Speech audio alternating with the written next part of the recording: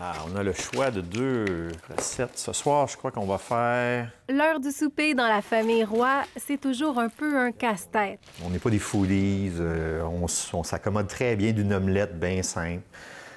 Mais on aime ça, bien manger. Donc là, on a essayé ça. L'essai en question, c'est le prêt à cuisiner. Cette boîte Cookit a changé notre vie. Depuis 2014, les entreprises de prêt à cuisiner multiplient les offres et les publicités pour attirer les clients. Le concept est simple, des recettes à suivre avec des ingrédients portionnés, le tout livré chez vous.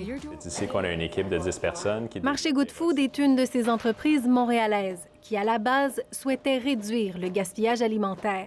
Il y a près d'un tiers de l'épicerie chaque semaine qu'on achète, en moyenne, qui se retrouve aux poubelles. Donc, avec le marché Good Food ou n'importe quel service de prêt à cuisiner, qu'on planifie bien nos semaines, ça nous permet d'éliminer le gaspillage. Mais l'effet pervers, c'est l'utilisation massive du plastique. C'est d'ailleurs ce qui a poussé François Roy à limiter son utilisation du service. Ça allait plus avec nous autres. On trouvait qu'il y avait beaucoup d'emballage. Même si la plupart de l'emballage est recyclable, pour Joanne Turbide, la solution devrait passer par le compost et l'aide gouvernementale. On parle beaucoup en ce moment du fonds vert.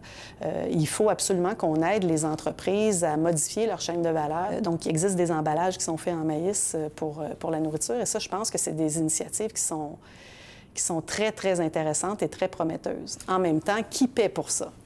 Bien consciente de la critique, Marché Good Food a investi 500 000 $ dans le développement d'un tel emballage.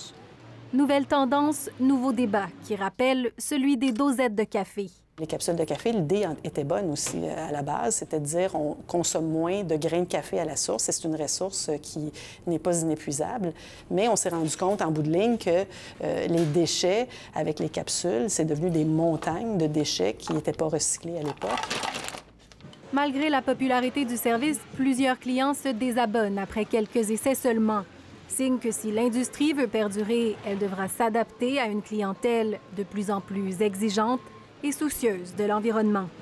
Ici Jacques Audrey Charbonneau, Radio-Canada, Montréal.